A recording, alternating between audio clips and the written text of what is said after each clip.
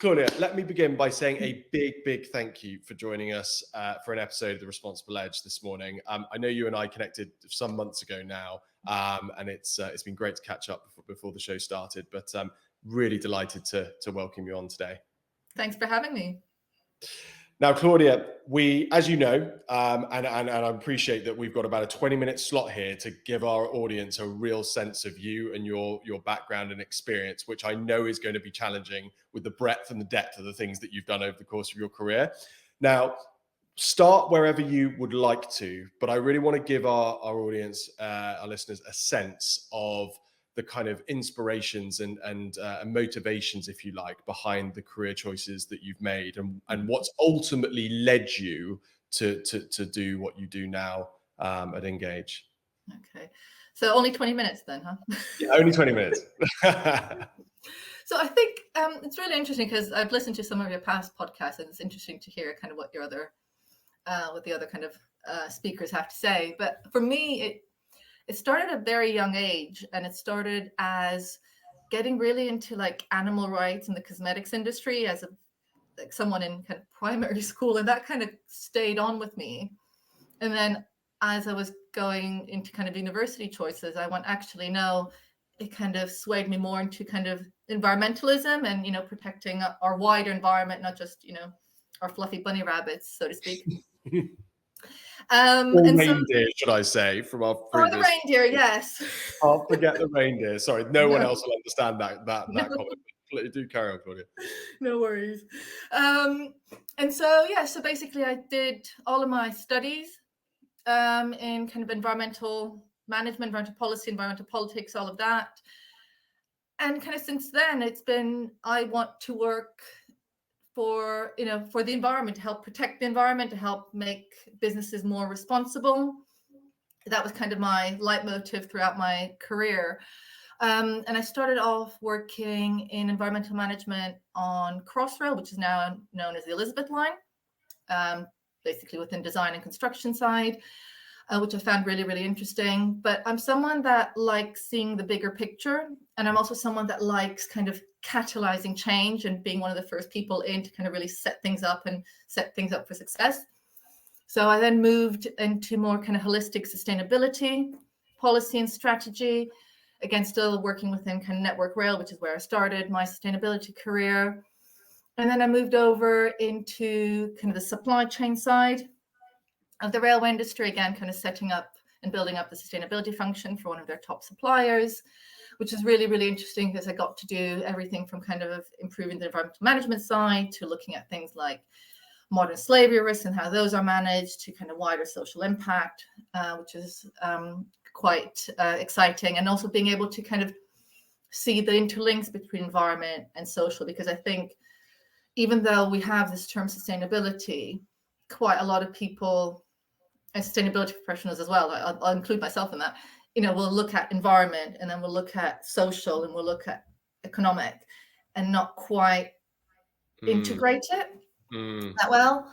So then I moved over and then had the opportunity to move over to the railway industry's kind of membership organization.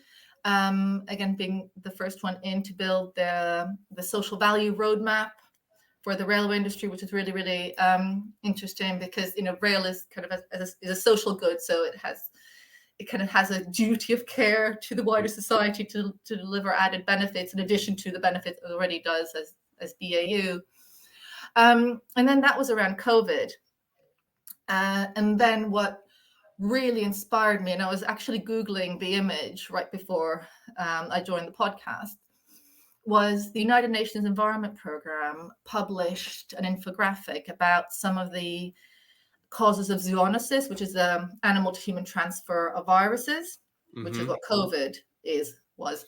And basically in that infographic, there were 5 images, and all of them were man-made causes. And one of the key ones, there was deforestation, climate change, etc. And I went, yeah, okay, we are really, we're living this, and we're living a situation that we exacerbated. And I went, okay, I need to take a bit of a pause, a reset, reassess in terms of where I want to go. So at that point, kind of, I guess that image in a way inspired me to press that pause button and went on a career break for about 9 months.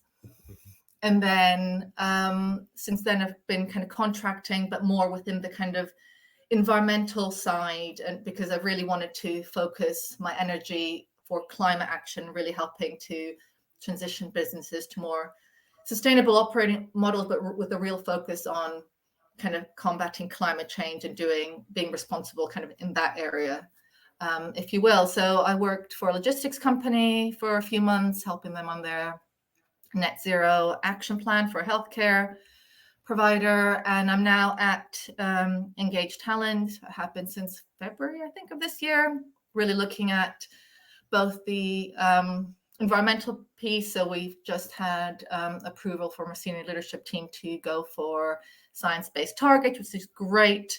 So really get kind of that embedded.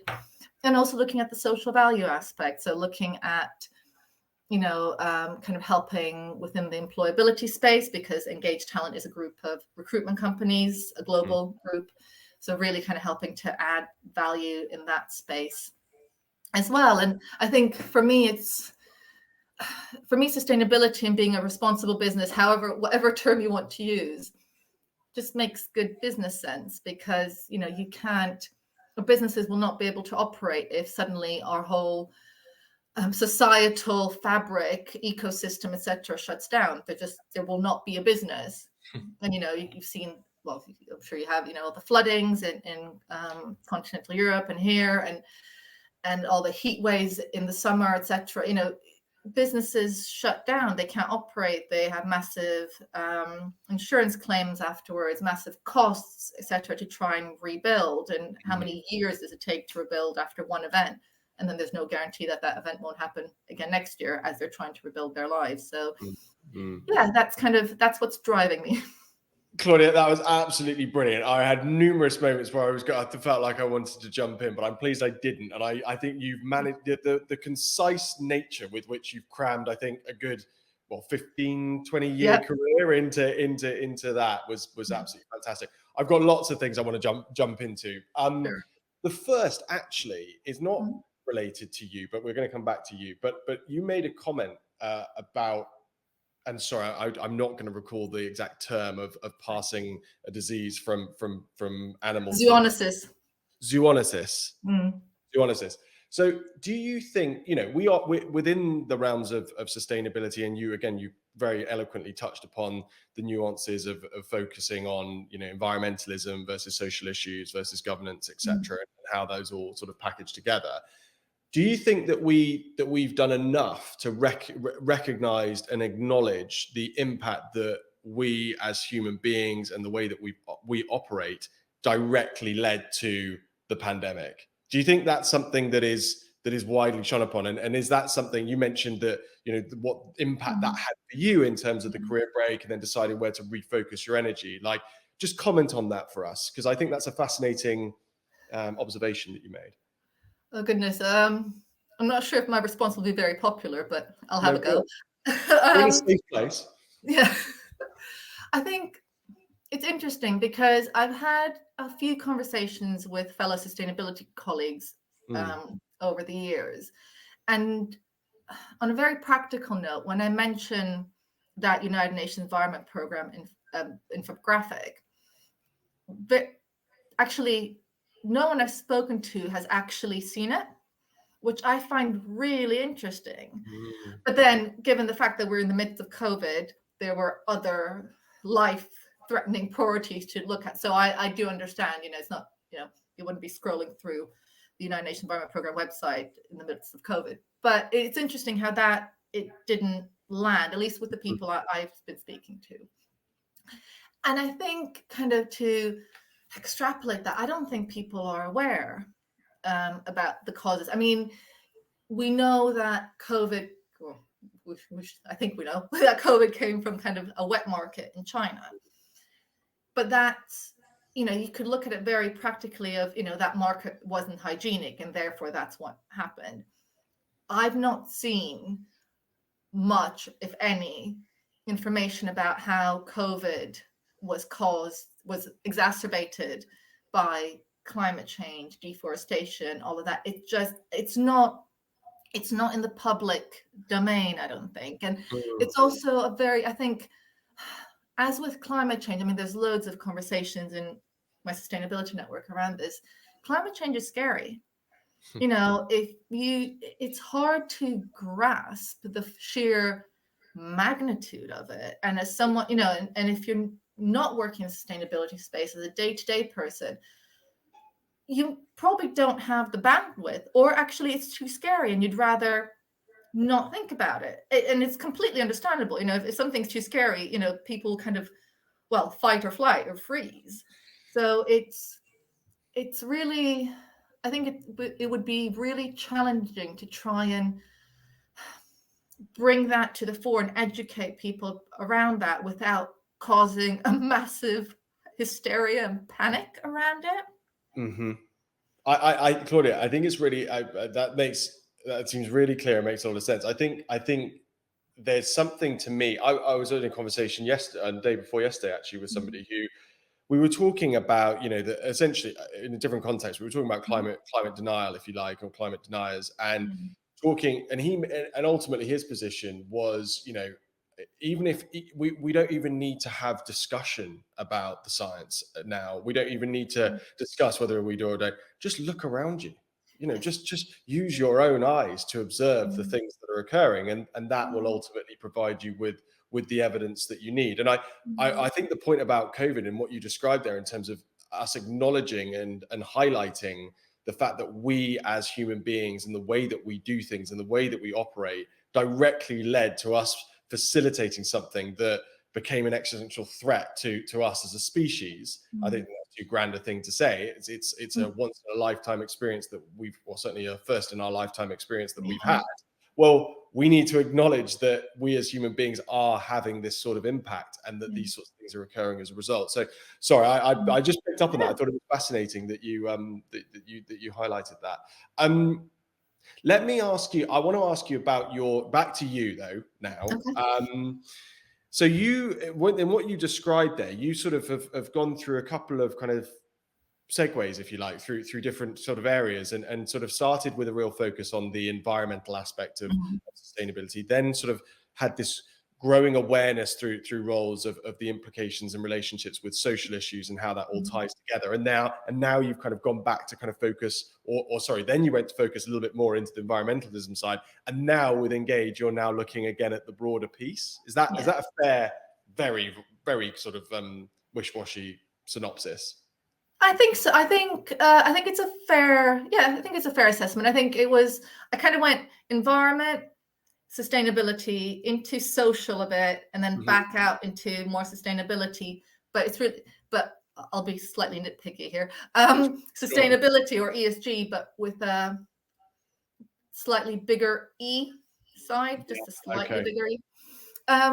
Only because of, I kind of don't like the terminology that is about to come out of my mouth, but our planetary boundaries, and you have to operate, or businesses have to operate within our kind of planetary means and boundaries, because after that, it won't be sustainable for the business. I think I mentioned before, it just makes good business sense to look at the environmental elements, because that is that's what's keeping us going as a species, as society, as businesses, and then as you're looking at the environment, make sure that the social element is taken along on the journey. If that kind of makes sense a little bit. No, that makes absolute sense. Like, in all honesty, there are the concern over the social elements, to be fair, are only there if we have an environment in which to be able to raise those concerns. Exactly, Charlie. Yeah. So Claudia, let me ask you. So and am I right in thinking, is it 15 years that you've worked sort of broadly in sustainability, or? Yeah, a little over 15, I think. A little over 15. My math's right.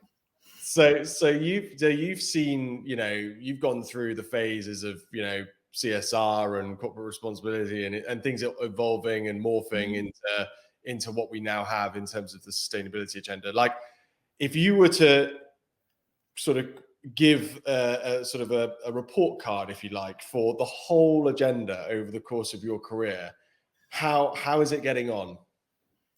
Wow. That's quite a meaty question. We still have another 5 minutes of our getting to know you, so Fair I'm keen enough. to get your take on this. How's it going? I think that's a really good question. I think more and more companies are taking it seriously. You have the rise of the B Corp movement, the whole purpose-led businesses. You have the likes of the Better Business Network, etc. So there's definitely a much higher awareness of it, and a much higher awareness of it in the kind of general population, which is great. And consumers are starting to make choices based on that, if they have the purchasing power, of course. So I think it's getting better, but maybe I would say this as a sustainability professional, but it feels it's still, in my opinion, too slow.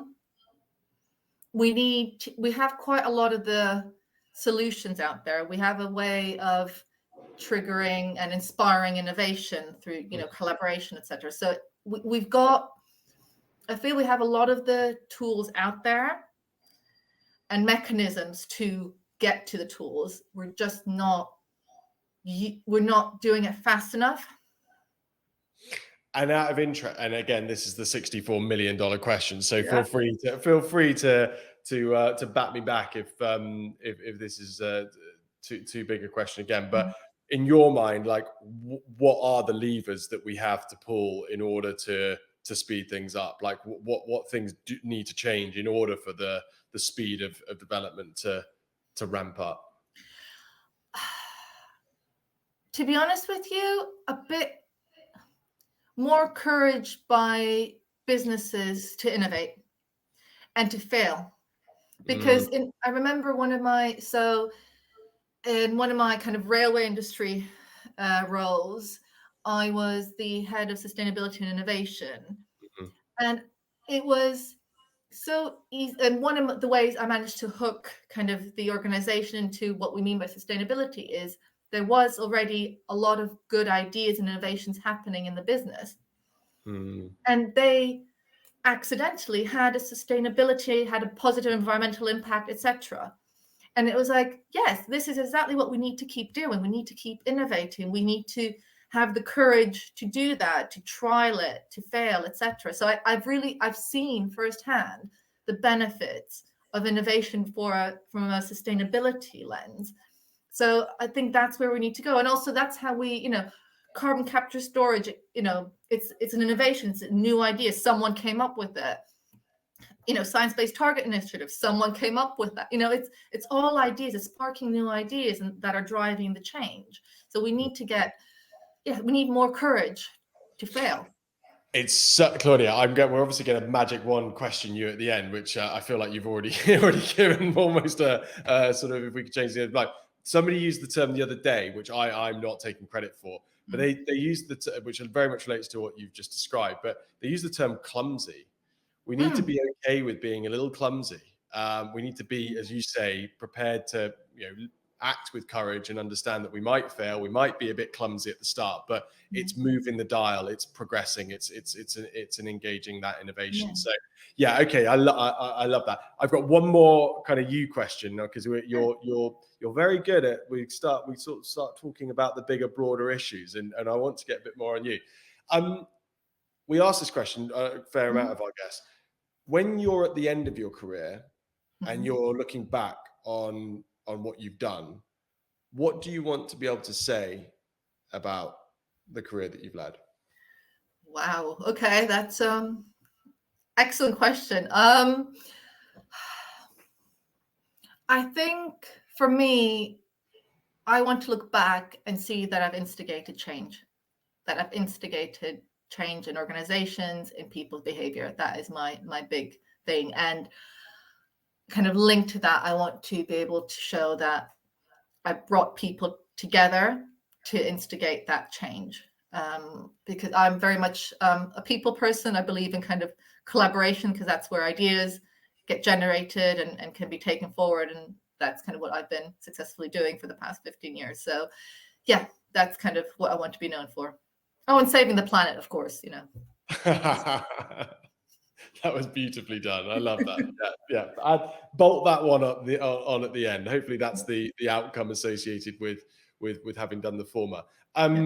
Claudia, that was brilliant. Can you believe I've actually timed it almost perfectly to 20 minutes? So I know we could dive into many more depths, and I think as we speak through the rest of the conversation, I am really keen to. I think you've got a fairly unique perspective from guests that we've had on that you really have got influences from some very different industries. Obviously commonalities in terms of approaches to sustainability, but equally those nuances, those different experiences. It's fascinating to hear how it all kind of mixes together and creates the kind of the skill set that you now have.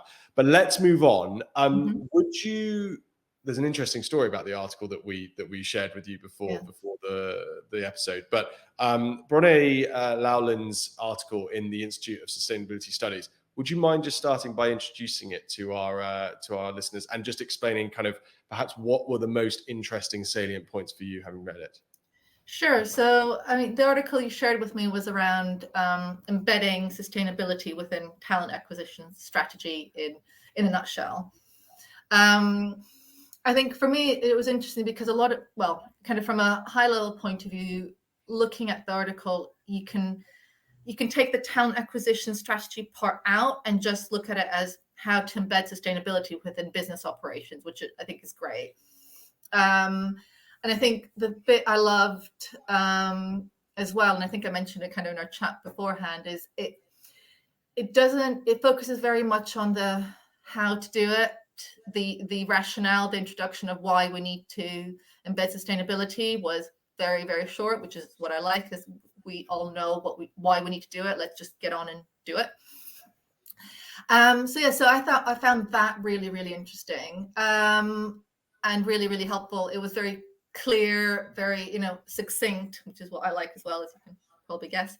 And I think for me, kind of two of the big points, well, actually maybe three, that stood out was around sharing your sustainability strategy as part of kind of your recruitment process. We'll make sure that kind of you're recruiting people that are aligned to your vision and purpose, and that and it can be the sustainability part of your vision and purpose and your other bits of your vision and purpose, but you're making sure that you're attracting the right candidates into your business that are aligned to your values, which means your business will thrive just organically. I think the piece around diversity, equity, and inclusion is a really, really pertinent one, because we can't, for so many reasons, we can't have a just transition without being inclusive. We can't spark ideas without getting all kind of everyone included, because different people have different strengths and skill sets. Putting them all together will most likely generate quite a lot of new ideas. So it's like, of course you need to do that, and yet it's really hard for businesses to do that.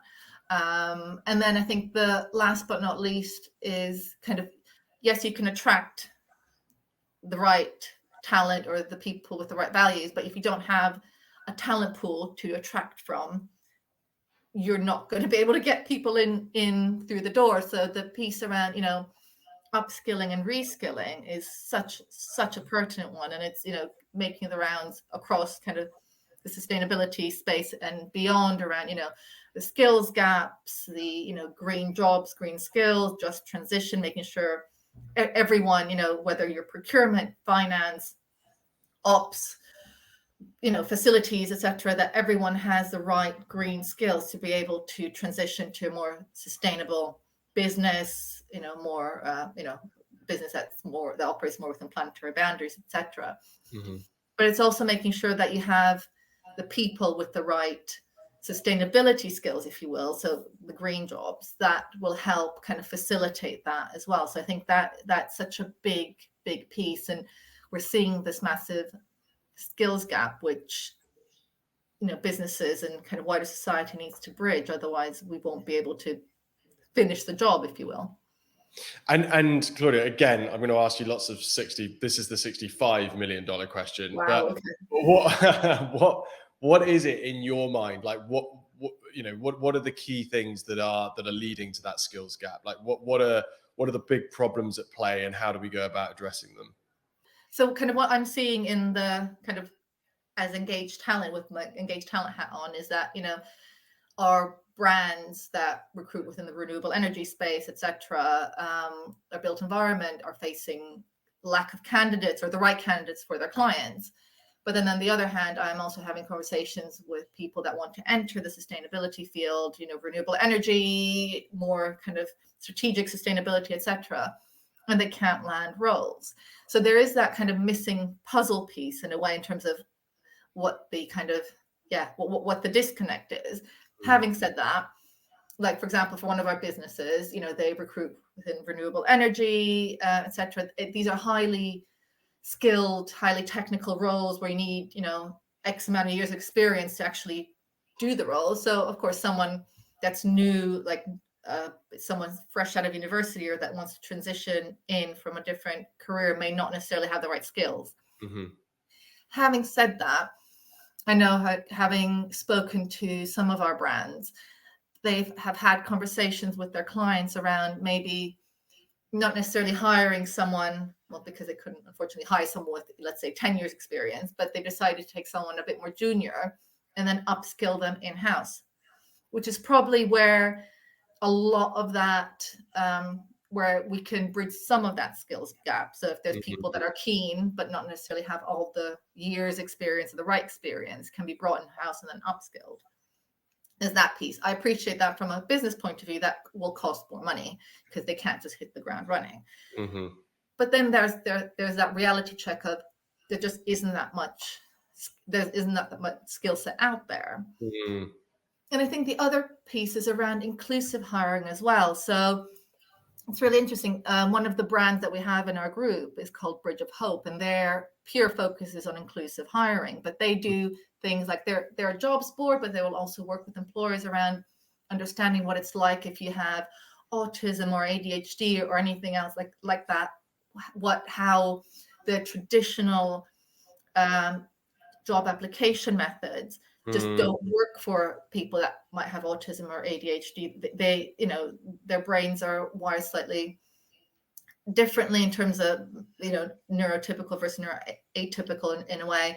And so it's about giving employers that knowledge and understanding that they might have to recruit differently to be able to get the right skill set in, because the traditional way of doing things just isn't getting enough people in. And there's so many people out there that want, that want to work within sustainability or any other job role, would like to contribute to society, feel good about themselves, but then have these employment barriers just because of historically how things were done, which is kind of one of the most dangerous phrases out there, isn't it?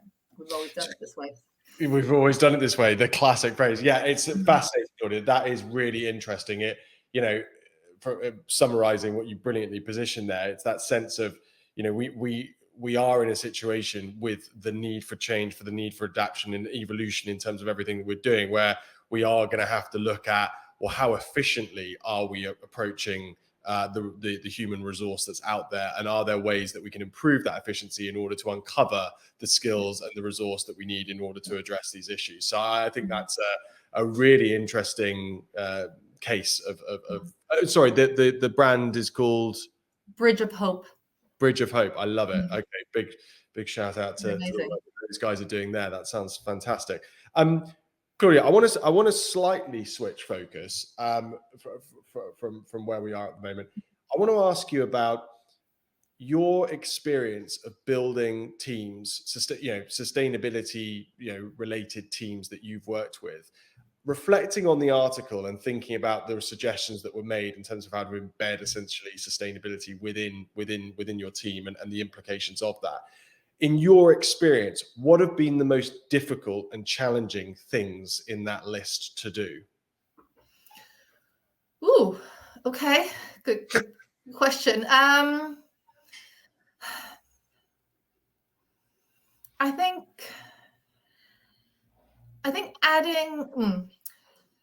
embedding sustainability as part of the kind of traditional business values, I think has been the most challenging. I mean, looking at things, the other things that the article said around, engaging employees in a sustainability initiative, can be easily done if people have, natural affinity to, Friends of the Earth or, Macmillan Cancer Care, then, doing a Macmillan coffee morning or donating to Friends of the Earth is a very natural hook in.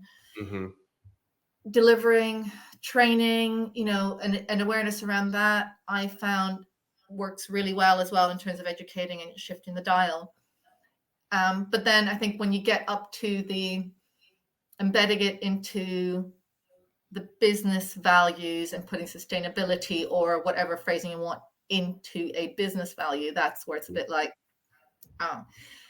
having said that, I'm going to kind of contradict myself here.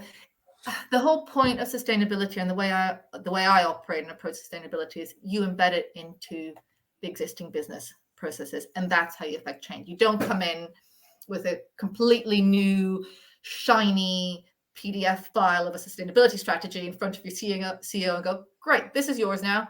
Go ahead and do it. Because A, it'll freak them out. B, they'll be like, what are you doing? C, I didn't pay you for this.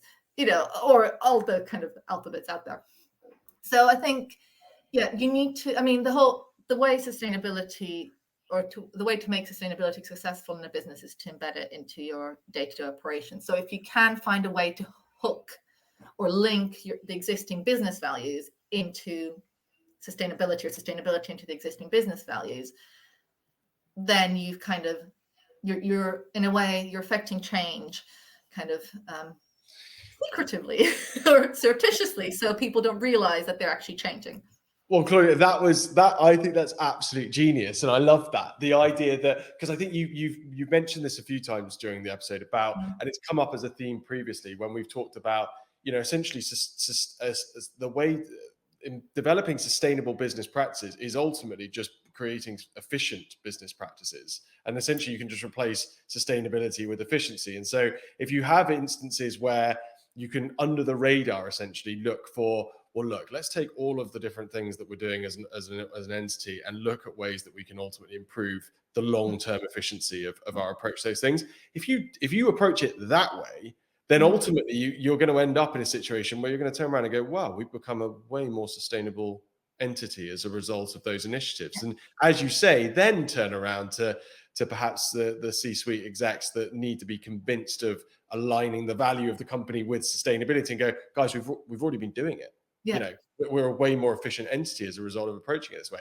I love that. Has that been your sort of modus operandi, if you like, with other roles? Is that your way? Pretty much. I'm giving away my secret here. Got to think of my reputation, but no, it has been, because also, yes, because I think, well, when I started off working in environmental management back on Crossrail, one of my key tasks was setting up an environmental management system to ISO 14001. It was a client requirement, had amazing guidance from the client to do that. But actually through that, I learned it was about using existing processes and hooking in the environmental requirements into existing processes so that we can show that environmental requirements environmental risks are considered and addressed through BAU. And I think you're right. And it's interesting, just reflecting, I think I've taken that management system approach throughout my whole career today. And it works, I think, because it doesn't, no one really likes big change. And, and if you've been comfortable doing something the way you've done it for ages, and, I'm guilty of that as anyone else, then someone coming and saying, oh, you have to change all this because, this is crap and it's not sustainable, and what are you doing? I'm not going to make any friends that way.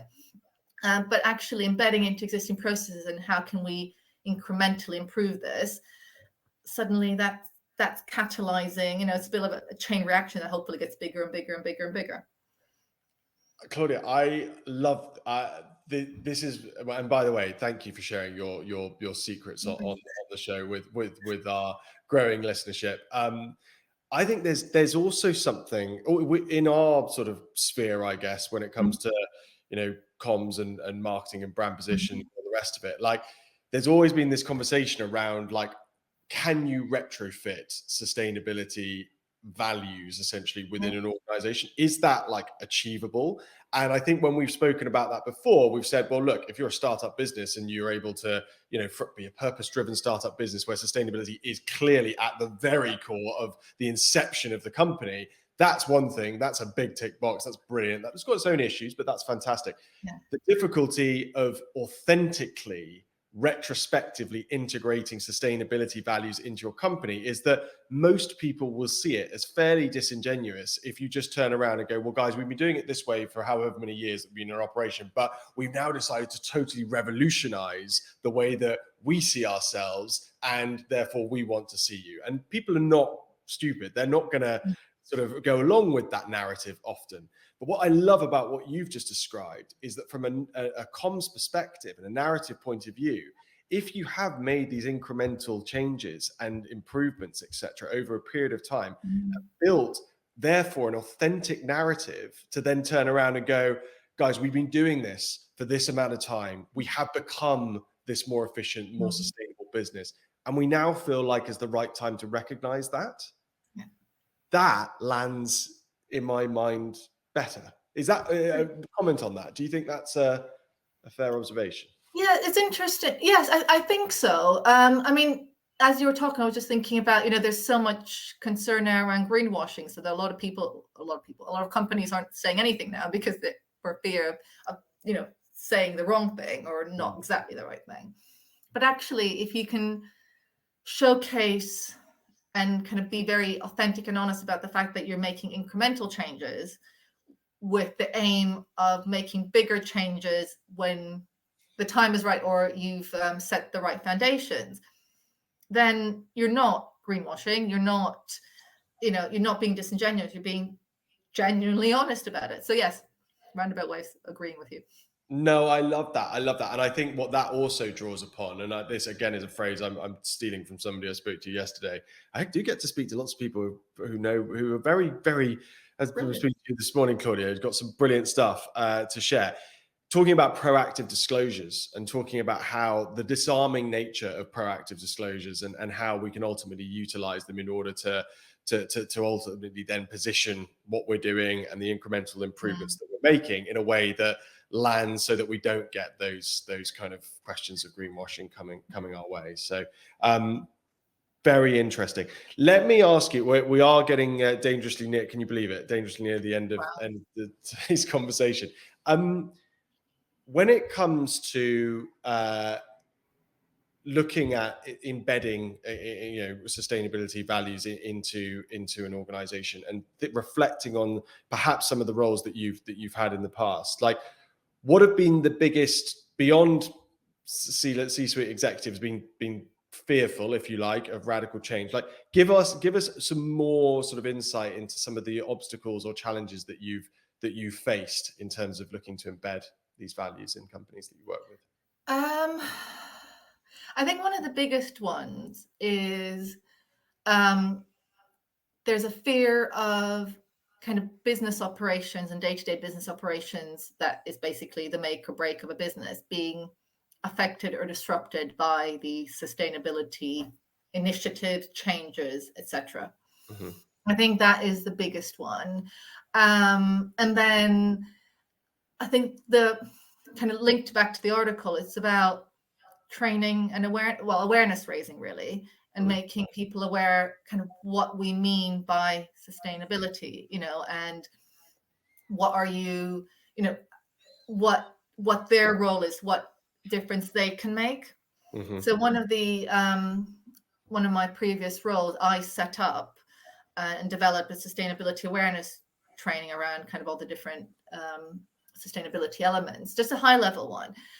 But what I did at the end, it was very interactive, so people got to have a conversation about things, and we looked at how different functions can affect change. But the thing that at the end, I didn't let people leave the room until they had made a pledge to make a difference. So it could be anything, but just something to embed the knowledge that we've had, but also for them to start taking ownership in terms of the influence they have on the sustainability of the business's operations. So I think definitely, yeah. So raising that awareness, which then kind of helps instill some ownership without freaking people out. You know, you don't want to put the whole world on their shoulders, but also, and I guess through that also that helps them to realize that by making a small change or doing something differently, it won't break the business system that holds up the company. I love that. I mean, I was slightly concerned there for your colleagues there for a second, envisaging you imprisoning people for a period of time before they were allowed to leave the training. But no, I jest. I'm not there yet. I think it makes a lot of sense, and as you say, it's that adoption, if you like, and that ownership, as you've alluded to. Claudia, I want to ask you one last question relating to, you mentioned in our preamble before the call that a lot of your work at nGAGE up to this point has been very much focused on your compliance and reporting side of things, and that you feel like you've kind of almost hit the point where you're able to think about perhaps some of those more innovative, creative, sustainability-based initiatives. It's a conversation that comes up quite a bit with guests, talking about where the sustainability sort of field has got to in terms of compliance and reporting over here, and the necessary evil in many ways of that, and the perhaps amount of resource that's still going towards the innovation, the creativity, which you've obviously touched upon throughout this conversation. What's your take on the state of play and the balance between those two slightly conflicting priorities? It's a tricky one because, I think for me personally, my experience is that I spend about 4 to 5 months of the year, let's say 4 months, on reporting. Not 5 days a week, but it is 75% of my workload, which means then that I cannot dedicate as much time to kind of drive change. It's all about, chasing data, compliance, reviewing reports, making sure it's all right. And that is a huge source of frustration for me, because I do understand where the compliance is coming from, because businesses have been too slow to change. So governments are going, well, tough, you now have to do this in an effort to move them along. But I think what it's doing to sustainability teams, particularly if you're a sustainability team of 1 or 2, where you don't have 20 people that you can dedicate to this, is that it is actually sucking out the energy to actually affect the change. And then in the end, it's like, well, then what are we reporting on if between year 1 and year 2 you actually can't show a change because you've been too busy reporting on year 1 and then year 2. There's a real danger of all this compliance shooting itself in the foot. And I think is also probably, I maybe go so far as to say that it might be a contributing factor to this whole sustainability profession burning out, because you're trying to get the data right, make sure you're saying the things the right way so you're not greenwashing, data accuracy, all of that. And then, and by the way, can you also now educate all these people, bring these people along, set up these partnerships, implement these initiatives so that, we are actually shifting the dial. I mean, no wonder most of us aren't like in therapy or in like retreats once a year at least, just to kind of recover a bit from all it, just a lot of competing demands.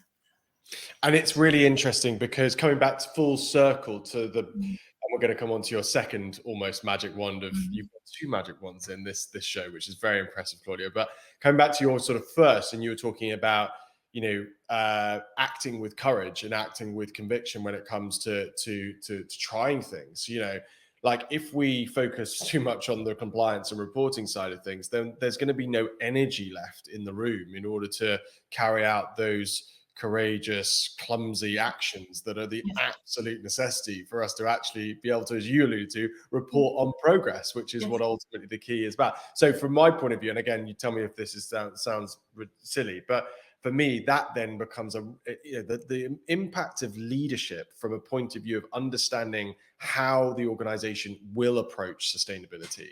Like, how much will we prioritize creating the space for innovation and creativity? That's got to be kind of a core part of how we get this right, because the compliance and the reporting isn't going anywhere. No. It's something that's going to need to be done. Yeah. Claudia, anyway, I shouldn't be rambling on and throwing my 2 pennies worth in too much, but let's finish the conversation here then. You've already had a bit of a magic wand. If you want to go for the same one again, feel free to. But let's ask you, if you were to be handed a magic wand and you could change one thing about the commercial world this instant, what would that one thing be?